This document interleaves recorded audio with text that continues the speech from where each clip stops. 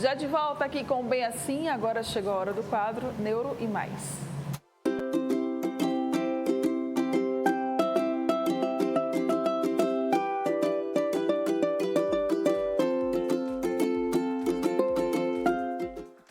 Quarta-feira tem Neuro e Mais sim aqui no nosso Bem Assim. Eu já estou com ele aqui ao meu lado, o Dr. Rodrigo. Mais uma vez juntos. Bom dia. Bom dia, Mara. Bom dia a todos. Vamos abordar um tema interessante hoje, né, Mara? Isso, vamos lá. Seja muito bem-vindo. Bom dia. Hoje é dia da gente conversar aqui no nosso quadro, no programa, sobre neurodiversidade. Então já começo logo perguntando. O que é isso? O que é esse termo, doutor? Muitas pessoas falando, está muito em alta o termo neurodiversidade. O que é neurodiversidade? Neurodiversidade engloba todas as condições que tornam a pessoa, né, neurodiversa, tornam a necessidade de uma demanda especial, Sim. de uma atenção especial, de um tratamento diferenciado. Quais seriam elas? O transtorno do espectro autista, o autismo. A gente fala muito, né, inclusive aqui. O TDAH, que é o transtorno do déficit de atenção e hiperatividade, a dislexia, a descalculia, a disordografia, altas habilidades, superdotação. Então, todas essas condições que exigem que a pessoa tenha uma atenção, uma demanda, um suporte diferenciado, englobam a neurodiversidade. Hoje, quais seriam os que mais são comuns? Pronto, eu vou tentar falar um pouquinho de cada, né? Porque neurodiversidade é um tema muito amplo. Muito amplo. Para a gente poder compreender um pouquinho. O transtorno do espectro autista, como a gente sempre tem falado, né?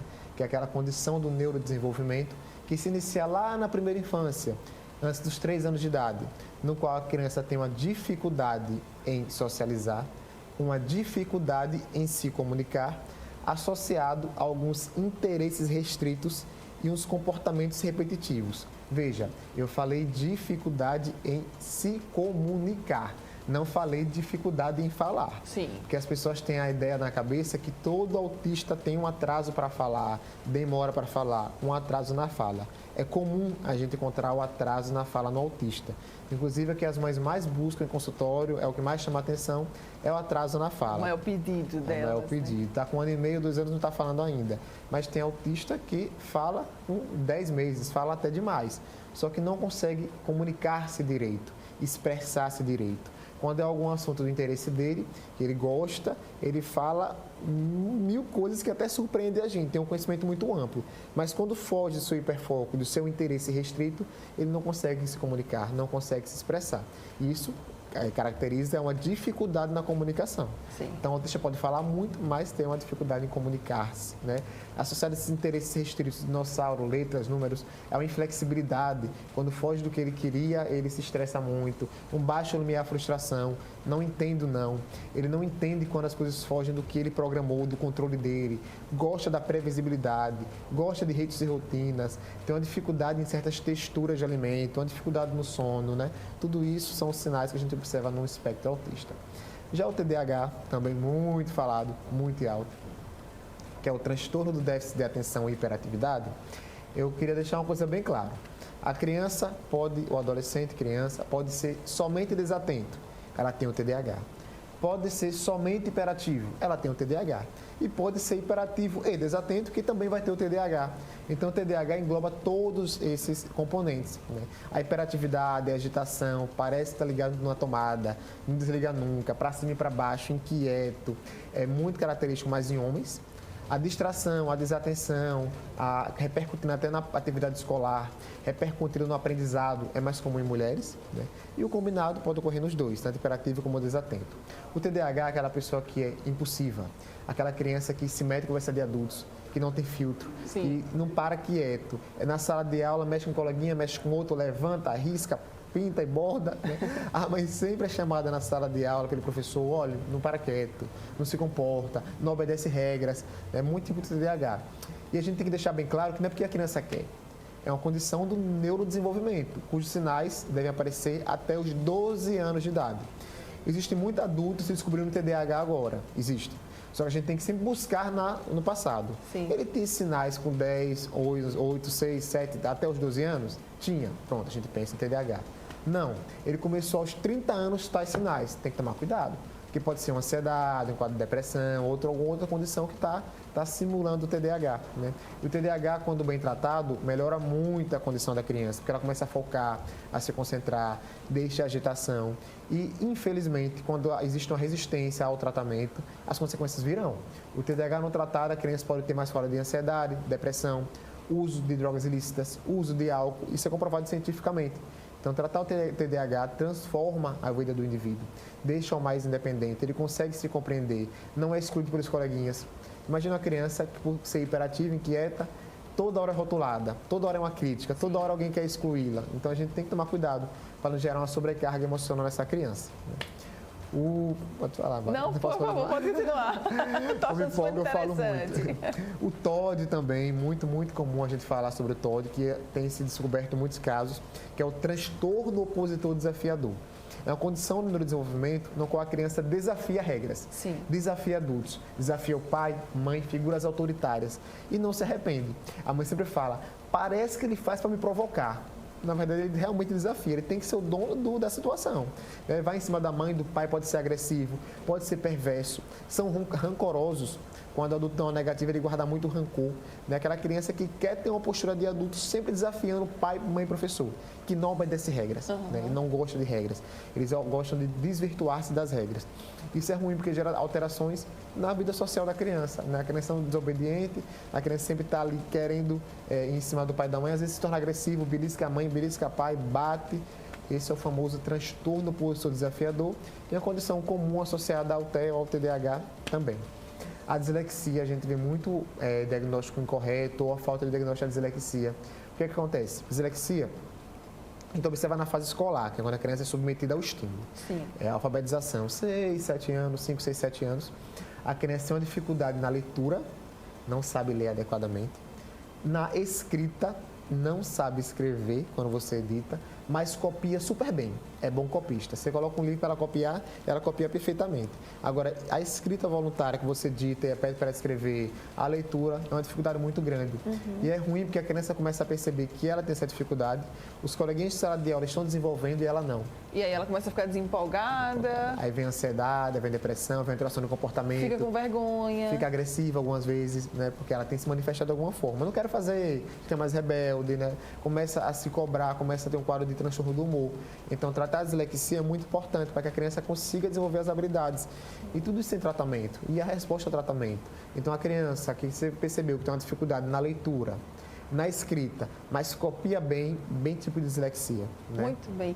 Doutor Rodrigo, né, falou aqui alguns dos exemplos, quando a gente fala de neurodiversidade, né, os mais conhecidos, os mais comuns.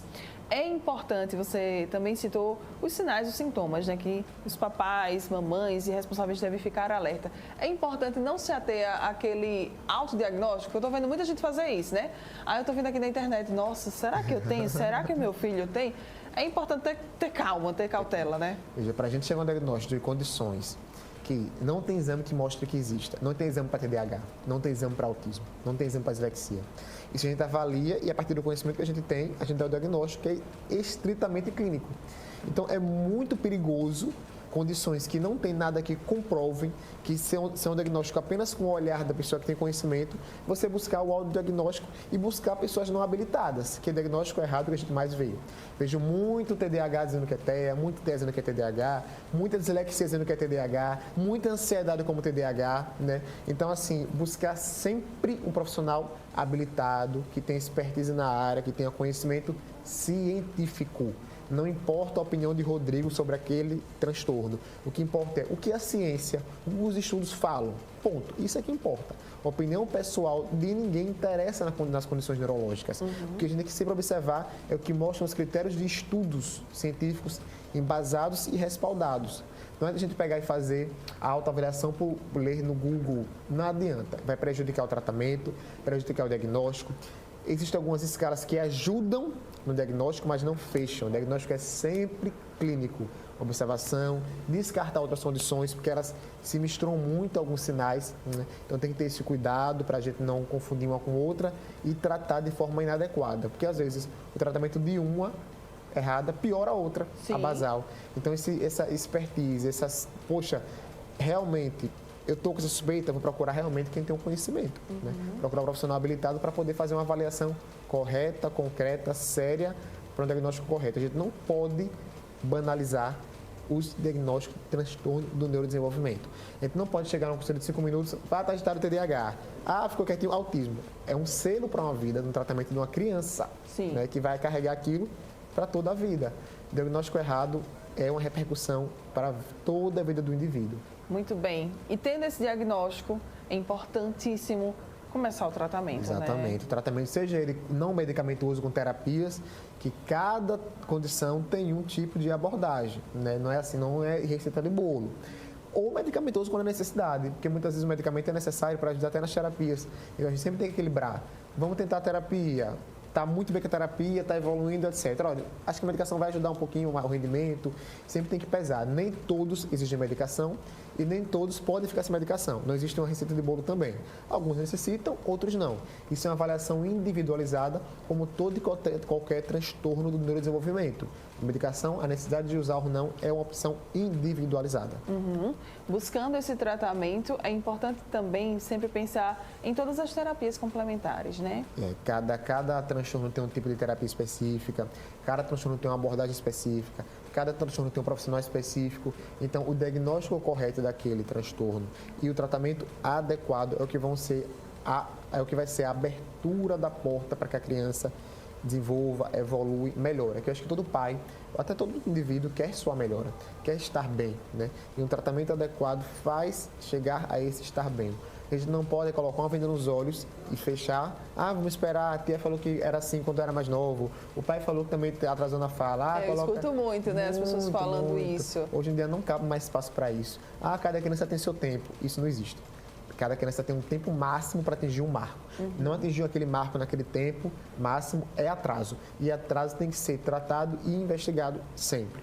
A gente não pode ter um pensamento de 50 anos atrás. Estamos em outra fase, outra época, tecnologia, né? Pessoas que devem se desenvolver, devem se adequar ao social que hoje exige muito da gente. E a gente escuta muito, né, o Dr. Rodrigo falando aqui todas as semanas sobre a importância da gente, né, ter essas crianças lá no futuro como adultos autônomos, independentes, que consigam realizar, né, as suas demandas, que sejam funcionais. Isso é o que realmente, começando essa terapia o quanto antes, é o que vai ditar quem esse adulto será, né? Excelente. Os primeiros 1000 dias de vida da criança é onde há mais conexões nervosas. Então, do ponto de vista neurológico, quanto mais precoce a intervenção, melhores são os resultados. Ninguém nasce sabendo nada. E quem tem um transtorno tem que ter um ensino diferenciado, uma aprendizagem diferenciada, uma abordagem específica. E quanto mais cedo a gente usar esse cérebro imaturo, esse cérebro em desenvolvimento, esse cérebro que está com muitas conexões, muita plasticidade que a gente chama, quanto mais novo, mais plástico é o cérebro, mais capacidade de aprender, melhores são os resultados. Né? É como eu falo sempre, uma coisa é ensinar para uma criança de 5 anos inglês, outra coisa para um idoso. Aprender muito mais rápido a criança. Sim. Cérebro mais plástico, com mais conexões nervosas. Então a gente tem que usar disso para que a criança desenvolva e seja um adulto que case, estude, trabalhe, faça mestrado, doutorado, PhD e chegue onde ele quiser. Nos encaminhando para a reta final desse nosso breve bate-papo, doutor Rodrigo, qual que é a grande mensagem que fica hoje sobre esse tema neurodiversidade? Primeiro ponto que a gente tem que pensar na neurodiversidade é: viu alguma alteração de comportamento, aprendizagem, alguma alteração que a criança tenha que você chame a atenção? Não espere, busque sempre diagnóstico. Porque é melhor você descartar e dizer: mãe, não é nada não, tudo bem, do que você ficar com aquilo e perder o tempo para aquela criança. Pai, mãe, não deixe que sua negação atrapalhe o desenvolver do seu filho. Você, no seu pensamento, querendo ou não, ele tem alteração. Né? Então a gente tem que buscar se aquela alteração está ainda dentro dos padrões que a gente espera ou não. Porque se não for, não adianta a gente negar, a gente tem que tratar e tratar melhora. Então passe essa fase negativa o mais rápido possível. Passe a fase do luto o mais rápido possível, sempre pensando no seu bem maior, que é o seu filho. Perfeito. Quem quiser saber muito mais, como é que pode entrar em contato? É só seguir no Instagram, @RodrigoAraújoNeuro. Sempre bom demais, né, gente? Todas as quartas aprendendo um pouquinho mais sobre esse tema tão interessante. E é claro que também, né, cada vez mais disseminando essas informações, até pra gente também é sempre maravilhoso. Muito obrigada, doutor Rodrigo, pela sua participação aqui com a gente mais uma vez. Bom dia. Eu que agradeço. Até a próxima. Assim nós ficamos por aqui com o quadro Neuro e Mais.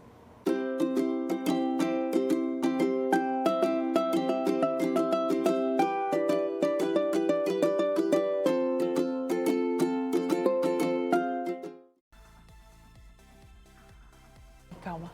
Agora sim, muito bom, né, gente? Olha, lembrando a você que quarta-feira que vem tem muito mais aqui no Bem Assim, então você não pode perder, sempre trazendo informações importantíssimas, né, sobre esses assuntos envolvendo aí a neurodiversidade. Vamos fazer o seguinte, infelizmente nós vamos ter que ficar por aqui, tá? Porque o programa já tem o tempo de acabar. Mas você não se preocupe, porque amanhã nós estaremos de volta, então a partir das 9 da manhã tem mais Bem Assim aqui na telinha da TV Mar e, é claro, eu conto com você. Um grande beijo, boa volta, né, aí a vida normal. E é isso, amanhã a gente está de volta. Tchau, tchau.